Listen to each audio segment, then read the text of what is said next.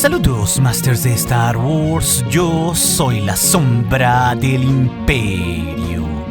¿Qué? La sombra del Imperio. Hoy, Masters, como cada semana, resolveremos 5 de sus preguntas que me dejaron aquí en YouTube y en el Patreon, siendo la que titula el video sobre por qué el diseño del Gran Inquisidor cambió para la serie de Obi-Wan Kenobi, la quinta pregunta más importante en este video en la que tendremos un especial y particular enfoque. Así que si tú dejaste un comentario aquí en YouTube o en Patreon y no está en este video, recuerda que siempre recibirás una respuesta personal mía a una pregunta si tienes un rango sí de los 4 que tengo en Patreon o aquí en YouTube como un miembro del canal. Y de paso, no solo nos ayudarás con tu donación, Master, sino que recibirás emojis personalizados y aparecerás en los créditos y también nos apoyarás a concretar todos los números del Comic Fan Story de la Sombra del Imperio, del cual de este tema hicimos un reciente video explicando dónde estamos en este cómic, el cual esta novela gráfica de 5 números se publicará gratuitamente en este canal cuando esté terminada. El enlace, como siempre, estará en la descripción del video. Es así que nuestra primera pregunta del día, el Master Marco Aurelio nos cuestiona si veremos en la serie de Kenobi cómo se enteró de que Anakin seguía vivo. Y bueno, por el mero enfrentamiento de Kenobi contra Vader, como ya lo confirmó Lucasfilm para esta serie, esto me parece pues que está implícito en ella, Masters. Y a lo que voy es que en la serie Obi-Wan sabrá que el cyborg es en realidad Anakin, aunque también hay que considerar que ya desde el episodio 3 sabía bien de su pase al lado oscuro y sobre todo, y lo más importante, cómo cambió su resonancia en la fuerza. Así que Kenobi en la serie puede o no saberlo en un principio, pero simplemente con estar cerca de Vader y sentirlo, sabrá que él es en realidad Anakin. Similar pues a como los dos se sienten en la película de Una Nueva Esperanza, o como también pasa en la serie de Rebels con Ahsoka al sentir a Vader. Y esto es clave porque en Legends, a los pocos días en la Holonet, Obi-Wan Kenobi supo de la figura oscura en la que se convirtió Anakin tras derrotarlo. Y sobre todo lo digo porque al haber pasado 10 años en esta serie canónica de Kenobi, esto podría darse simplemente por descontado, porque técnicamente no necesitamos ver cómo el Jedi se dio cuenta de que Vader era un cyborg, sino que simplemente con la existencia de inquisidores en la serie al servicio de Vader y que esté cerca el Sith, Kenobi puede comprender que Anakin nunca se fue del todo. Es así que en nuestra segunda pregunta del día, el Master Caleb Otero nos cuestiona cómo es que Grogu usaba la fuerza si no terminó de entrenarse. Y bueno, Masters, esto es en realidad más fácil de lo que pensamos, porque recordemos que las diferentes especies no envejecen de la misma manera, como nos dijo el droide IG-11 respecto al niño Grogu. El niño pues tiene 50 años en los tiempos de la serie del Mandalorian, y por lo menos pudo haber pasado desde que nació hasta los tiempos de la Orden 66, cerca de 22 años dentro del Templo Jedi en Coruscant, y esto claro, entrenándose, como tal cual ya lo sabemos por Luke Skywalker o Ahsoka Tano, que nos dijeron que Grogu se entrenó previamente. Ya que también, en palabras del propio Skywalker, él solo estaba haciéndolo recordar. Y ya vimos que bien eso estaba funcionando en el libro de Boba para que Grogu se reencontrara con la fuerza. Y esto pues es en realidad clave porque Grogu tiene mucho entrenamiento previo, muy a pesar de que hable o conozcamos poco de su pasado. Y es por eso, Masters, que puede usar la fuerza con diversas habilidades como curativas u oscuras o hasta de velocidad en sus saltos, como justamente ya lo hemos visto en las diferentes series. Y ojo, tampoco nos olvidemos de casos de otros Jedi notables, como el propio Luke Skywalker, que apenas pasó unas cuantas semanas de entrenamiento con Yoda en Dagobah y terminó siendo el Jedi más grande de su tiempo. Así que también hay que reconocer que ya pasaron varias semanas o meses justamente juntos Grogu y Luke, y esta conjunción ha detonado aún más los poderes del niño y su conexión a la fuerza pese a que no sea un Jedi totalmente entrenado, similar pues a como le pasó a Luke Skywalker en el episodio 5 previo a enfrentarse a Vader. No obstante, pues esto nos dice que Grogu siempre podrá usar la fuerza tanto y como él quiera desarrollarla, porque recordemos que esta no es exclusiva de los Jedi o los Sith.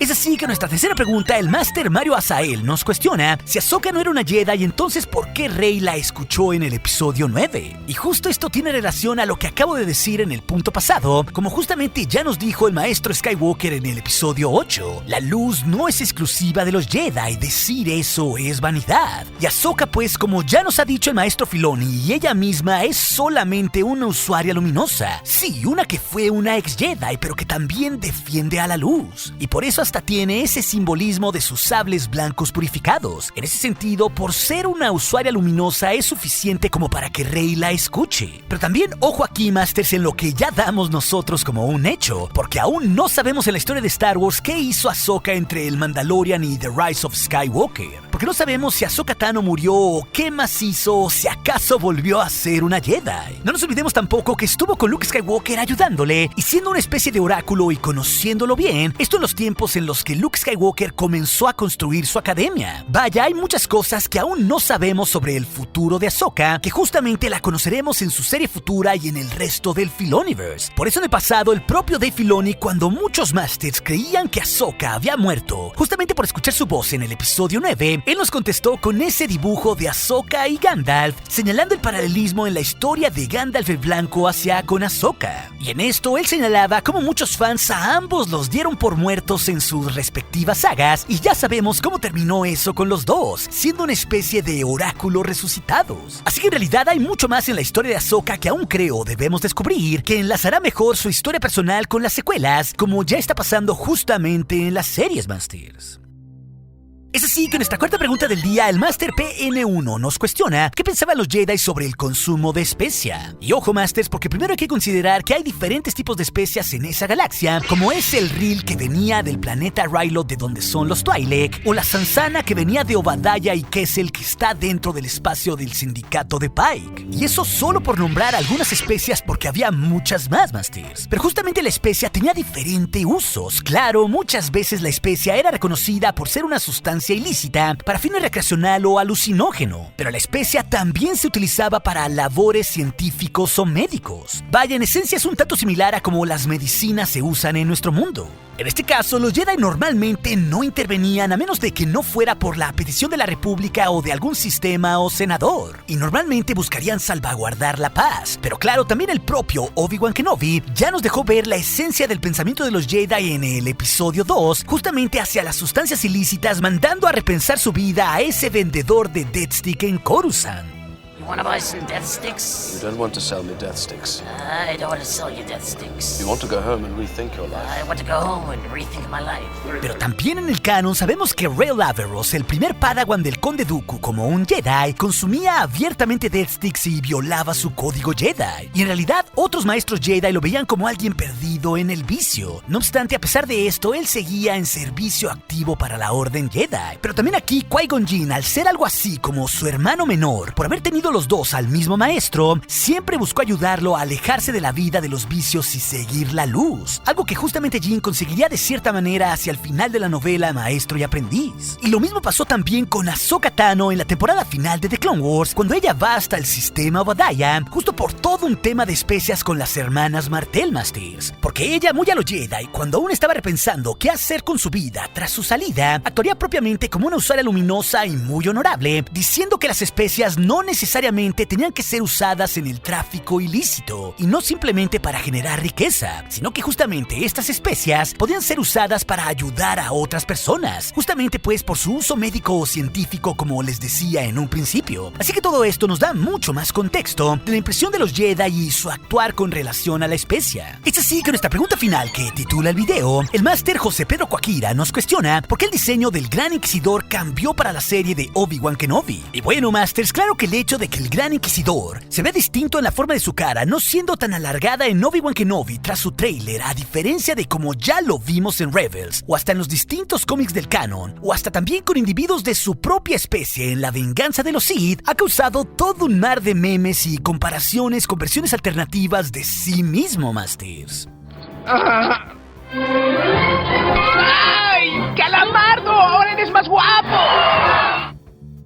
Y fuera del tema cómico, Masters, la verdad es que esa versión del Inquisidor no me causa problema alguno. Claro, hay que reconocer que no tiene la cabeza alargada como en Rebels, pero claro, también la estética de Rebels es bastante particular y a veces no tiene proporciones humanas, que es justamente donde vimos por primera vez a este personaje. Pero también los distintos estilos de Star Wars donde se nos han presentado a diferentes personajes han distado de ser similares a sus versiones live action, como ya pasó con las dos anteriores series de Clone Wars. Digo, si comparamos al Conde Dooku de la serie de Clone Wars con su cara alargada, para nada se parece al actor Christopher Lee de las películas. Y en definitiva, en gusto se rompen géneros, Masters. Pero sí creo que el diseño del Gran Inquisidor que ya vimos para Kenobi pudo haber sido más siniestro, con los ojos amarillos y hasta con rasgos que inspiren más el miedo. Porque netamente cuando uno ve a un alienígena Padawan, estos inspiran algo de miedo. No obstante, en este tema hay que considerar varias cosas. Los individuos de diferentes especies lucen muy diferente entre ellos, como pasa pues con nuestra propia especie humana, entre el género, la edad, el color de piel, la estatura, el peso y un largo etcétera. A lo que voy es que el Gran Inquisidor no necesariamente se tiene que parecer a la forma de otros Pagans, como tal cual los pocos que vimos en el episodio 3, porque seguramente es una especie donde hay millones de individuos distintos en esa galaxia lejana. Y también hay que reconocer que hay un shock, porque al Gran Inquisidor nunca lo habíamos visto en el live action, esta es la primera vez. Claro, quizás su cráneo pudo haber sido un poco más alargado, pero también recordemos cuál distintos son los aliens de la misma especie en esa galaxia de Star Wars, como pasa por ejemplo con los Togruta o sobre todo con los Twi'lek. Ya que las mujeres como Ula o Hera Syndulla distan muchísimo de los hombres, y esto es más notorio aún de sus versiones animadas, live action o hasta de videojuegos. Y es más, entre los hombres Twi'lek hemos visto a personajes muy distintos no solo en color, sino en tipo de cara o figura, como pasa con el gordo senador Ormfrey